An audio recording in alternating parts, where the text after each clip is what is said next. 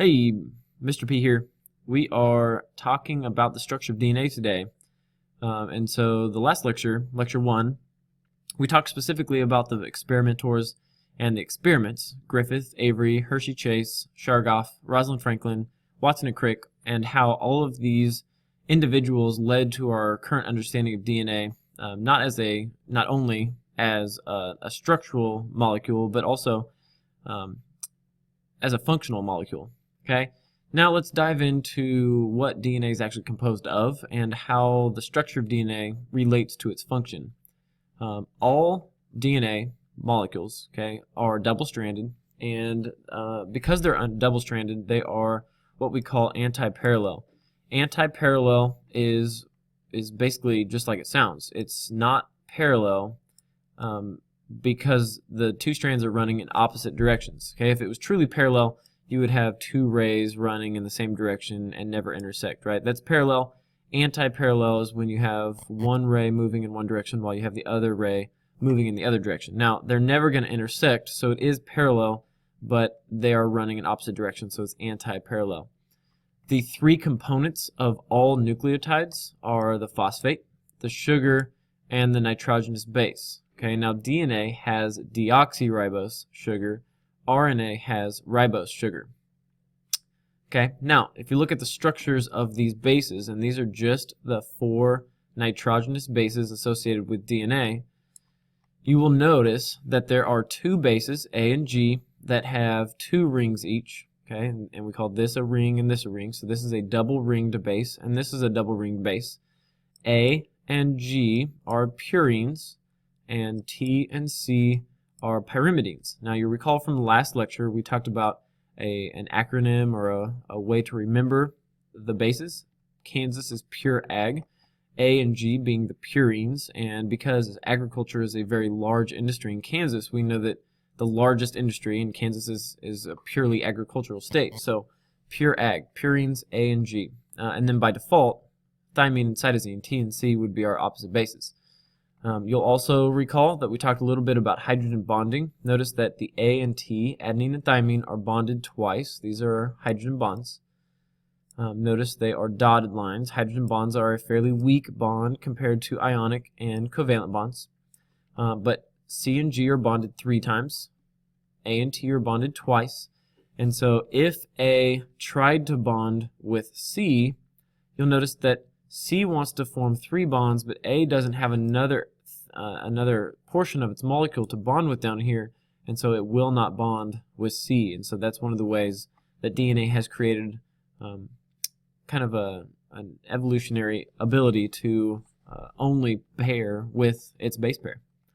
Okay, so we've got double rings are your purines, your single rings are your pyrimidines. A and G are example of these purines. T and C would be examples of the pyrimidines.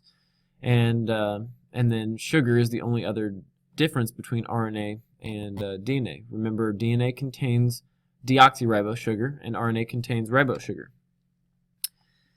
This is a picture showing you the double-stranded nature of a DNA molecule. Notice that these pentagons are facing in this direction, okay?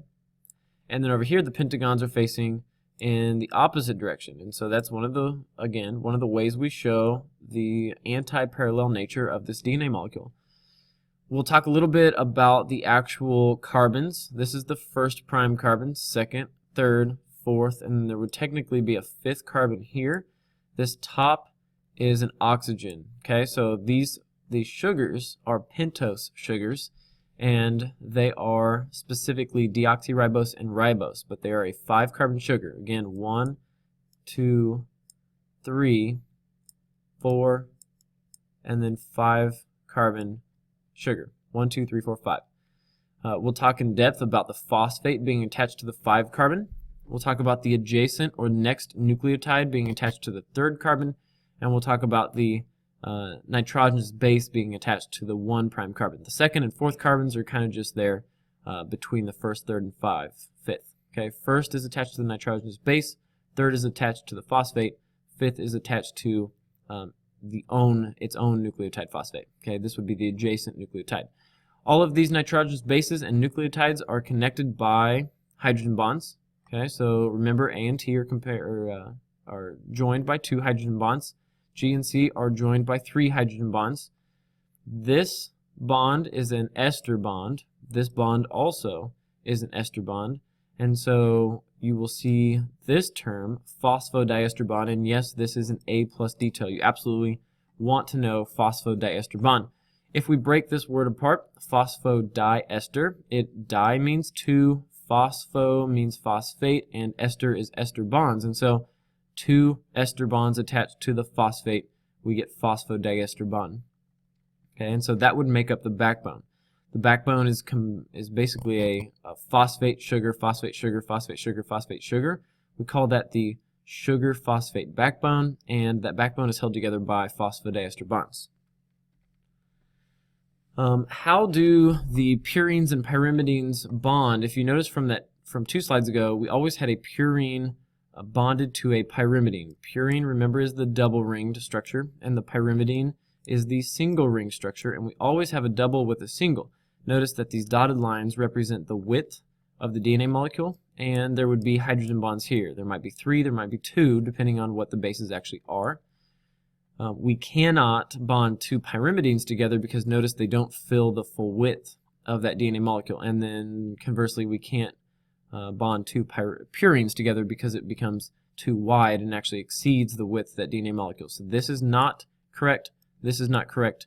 You always, to maintain the integrity and the width of this DNA molecule, we have to bond 2 bases together, but we always have to have a purine, a double-ringed, paired with a single ring. Now the single ring can be on the left and the double ring can be on the right, or vice versa, but you always have a consistent width, purine and pyrimidine, 3 base width on our DNA molecule. Okay.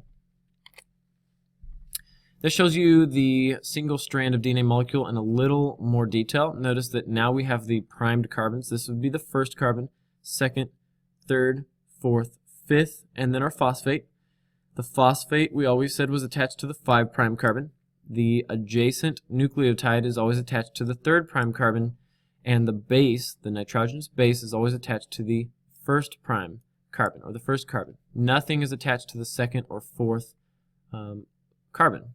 And then the top of this little pentagon is always an oxygen. So we've got a 5' carbon, or a 5 carbon molecule, 5 carbon base, 5 carbon sugar, and the phosphate is attached to the 5 carbon, the nitrogenous base is attached to the 1 carbon, and the adjacent nucleotide would be attached to the 5 carbon, or the 3 carbon, sorry.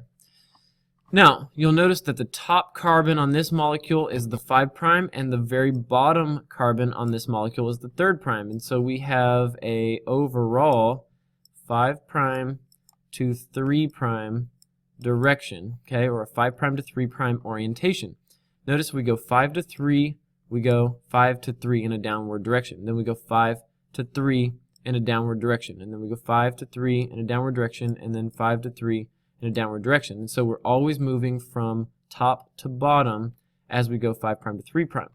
The next strand that is complementary to this strand would be in a 5' to 3' direction in the opposite way. Okay, again, DNA is anti-parallel. Here's another way to look at it. Okay, now your nitrogenous base again is attached to the 1st carbon. The adjacent nucleotide is attached to the 3rd carbon, and then its own phosphate group is attached to the 5' carbon.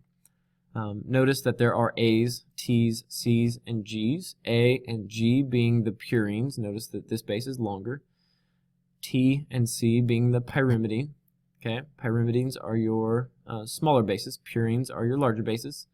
The complementary base pair with A would be a T. Complementary would be a G. Complementary over here would be A. Complementary would be C. Complementary would be A.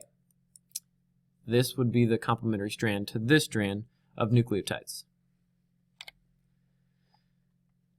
We already talked about DNA being double-stranded. The double strands move in opposite directions, and so that gives us the anti-parallel nature of the DNA molecule. Okay, RNA is going to be single-stranded. DNA is double-stranded. Each strand is connected at the nucleotides, and they would be hydrogen bonded between the strands. Okay, now if it's a bond, a base pair between A and G, or A and T rather, you would have 2 hydrogen bonds. C and G, you would have 3 hydrogen bonds, but you always have 3 base pairs thick, and so that gives us that constant uniform thickness. That gives us the double helix, and again, they're hydrogen bonded. The backbone is held together with phosphodiester bonds, and the backbones are alternating phosphates and sugars. How is DNA basically contained within the nucleus? We've talked about this in chapter 10 a little bit, and then we talked about it a lot in chapter 11. We know that DNA is a double helix, and we wrap the DNA molecule around histone proteins, and those histone proteins act as a spool on which we wind the DNA around. When you wind DNA around the nucleosome, or around the histones in this 8-pack of histones, it creates a nucleosome. The nucleosomes wind around themselves to basically produce chromatin, okay, and this would be kind of our chromatin. And then when chromatin loops around to produce fibers that make up our chromatids and chromosomes, it is completely supercoiled at that point. So we talked in depth about supercoiling DNA. That's how it gets to chromosome status. It goes from DNA wrapped around histones, produce nucleosomes, coil around itself to produce chromatin, and then it produces chromatids and chromosomes. And so the purpose of DNA is ultimately to make proteins. We have to make proteins. We use DNA to make those proteins. And the central dogma of molecular biology states that DNA makes DNA, DNA makes RNA, RNA makes proteins, and proteins are ultimately made outside of the nucleus. DNA, RNA would both be made in the nucleus. And I think that's where we'll end today.